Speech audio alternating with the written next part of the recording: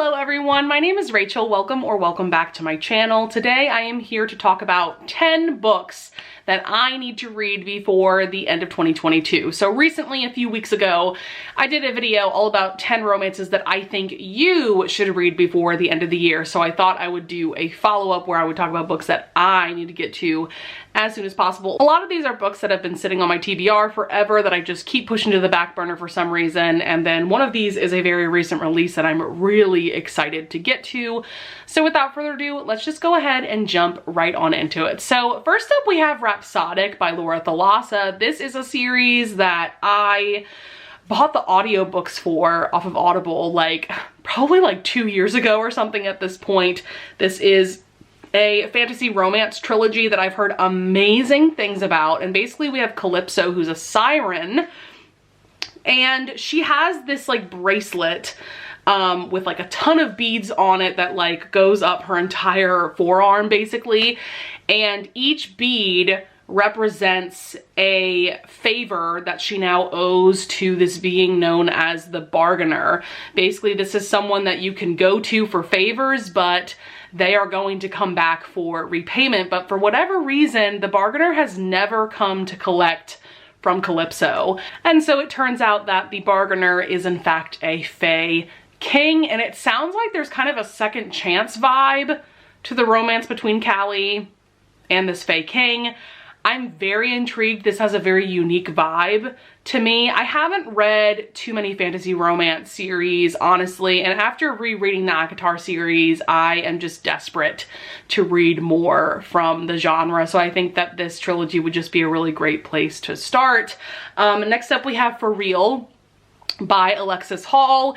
This is a BDSM romance that I have heard nothing but phenomenal things about, especially from Jen from the Book Refuge. This one has an interesting dynamic because we have an age gap where one of the heroes, I believe, might be in his early 40s. The other hero, I think, is his early 20s, but the younger hero is actually the dominant in the relationship, and the older hero is the submissive, which I think is a very interesting dynamic that I've never read about. So Alexis Hall is an author that I have read one of his books. That was A Lady for a Duke. That book came out, I want to say in May, something like that, and I've heard that all of his books have a pretty different feeling and vibe from one another, so I'm just very interested and intrigued to see what I think of this one. Next up we have Saga Volume 2. So this is a series that I know I'm going to keep forgetting about, which is a shame because I read Volume 1, I believe last month, maybe in October, and I absolutely adored it. This is just such a cool and epic sci-fi series that has a very strong romance element to it. Basically, it's about these two people falling in love and having a baby, and they are from opposite sides of this intergalactic war basically. And so the fact that they got together and had an infant is absolutely insane, and now all these people are after them and they're just trying to survive and raise this child together, and it just has a very unique vibe to it. I really enjoyed Volume 1, so I need to not forget about this series. I need to continue on with it. The first 2 volumes are on Kindle Unlimited, by the way, if you want to try this series out. Very excited to continue on for sure. And then last, for books that I don't have a physical copy of, I really want to get to Marrying Winterborn by Lisa Kleypas. This is book 2 in her Ravenel series. I read the Hathaway series earlier this year and absolutely loved every single book in that series. That has become a new comfort series for me. And so I need to read more from Lisa Kleypas.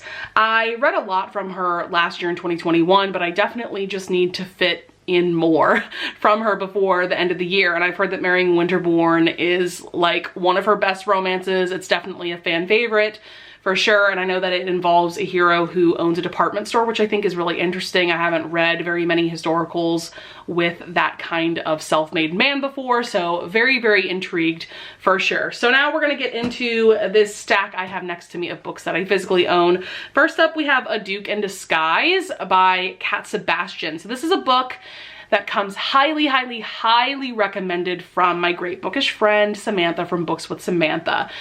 I believe this is one of her absolute top favorite friends to lovers romances, and I feel like it's very difficult to find friends to lovers historical romances because most of the time the romance is going to be, I don't know, some kind of like fake dating, fake engagement thing, or marriage of convenience, something like that. Like, you don't find true friends to lovers very often in historical romances. So I'm very intrigued for that alone. But what's also interesting is that our heroine Verity is trying to publish a naughty novel, and so she enlists the help of her best friend, whose name is Ash. And it's called The Duke in Disguise because he discovers that he is in fact a duke's lost heir. So I'm just very interested to see the direction that the plot of this one is going to go in.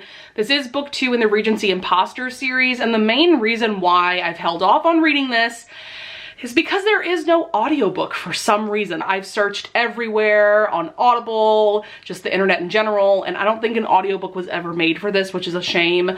But I did really love the first book in this series. That first book was called Unmasked by the Marquis, and that one featured a non-binary main character. So I'm just really excited to continue on with the series. I just need to bite the bullet and start it, even though there is no audiobook, unfortunately. Next up, we have a very recent release that my excitement knows no bounds, let's just say that. That is A Very Merry Bromance by Lyssa Kay Adams. We finally have book 5 in the Bromance Book Club series. This has been a long wait for sure, because I feel like Isn't It Romantic came out like almost 2 years ago, if I'm not mistaken. Like, it feels like it's been a long time since we've had a book in this series. And I personally really love this series, though I will say book 4, like I said, Isn't It Romantic? That one I gave 4 stars. I didn't really love that one, but the first 3 books of this series I gave 5 stars. Absolutely loved them. Loved the vibe, loved the characters of this series. And so the main character of this one is country music's golden boy, Colton Wheeler. I have been very intrigued and excited about getting his story because he's just been such an entertaining side character throughout the whole series. And then we have an immigration attorney whose name is Gretchen. And so, as you can tell, this is a Christmas romance. I really don't need to know much more about the plot than that.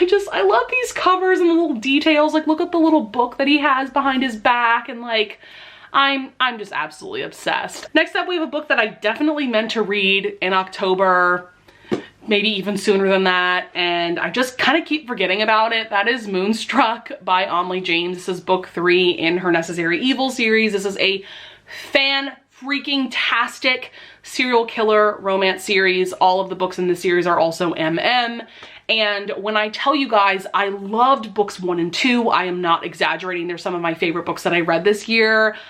So I don't know why I keep putting off this 3rd book, but this one's interesting because both Atticus and Jericho, their meet cute is that they're trying to kill the same person, and that just sounds absolutely iconic. Next up, we have The Reigning and the Rule by Kalia Reed. So this is book 2 in the Surviving Trace series, or the Surviving Time series, and I read book 1 pretty recently because it was highly recommended by Jess from Peace Love Books. She featured this in her fall romance recommendations video.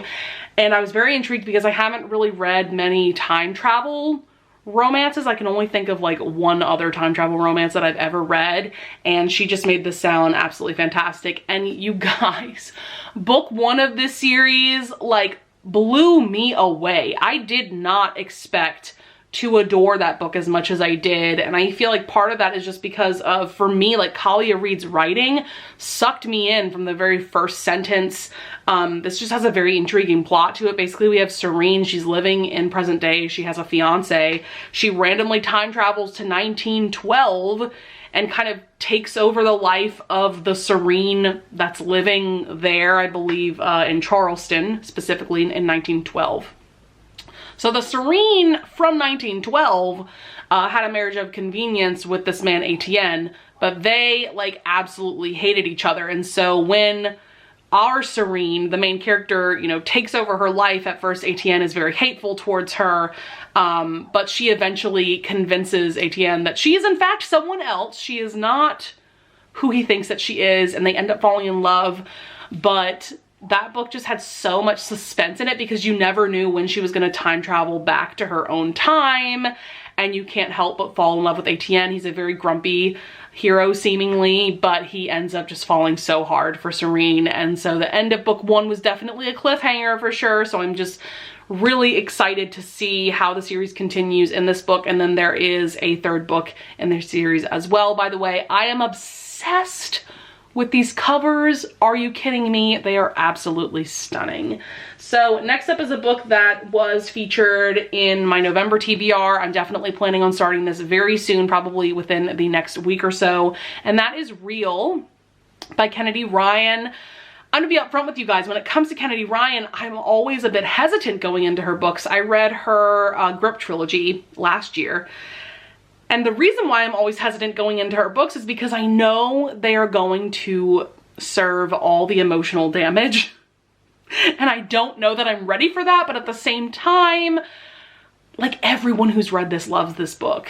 And my friends keep recommending it to me because we have a heroine who is a Broadway actress and our hero who is a film director, and he gets her to be his leading lady in his newest film. So like, this sounds like it's right up my alley. We've got acting going on, we've got Broadway and film.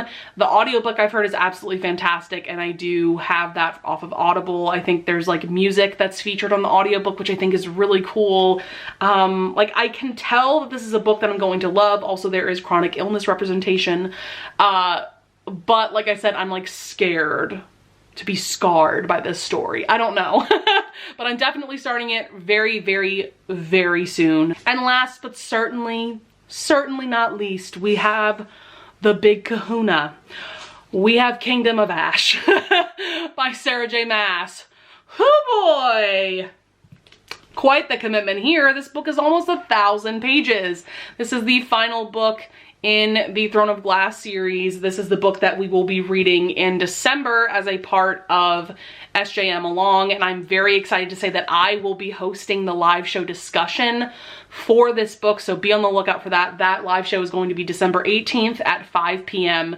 Central Time. Oh my god, look at the back of this cover too. Like, look at Aelin in that stunning gown. I've just been having such an amazing time rereading this series for the first time. I truly am loving these books and these characters more and more somehow upon reread, when I was already obsessed with this series when I read it for the first time. And I think that part of the reason why I'm loving these books even more is that I do have the audiobooks this time around, and I find that the audiobooks are really bringing these characters and the story to life. So I am so excited to dive on in to this gigantic book.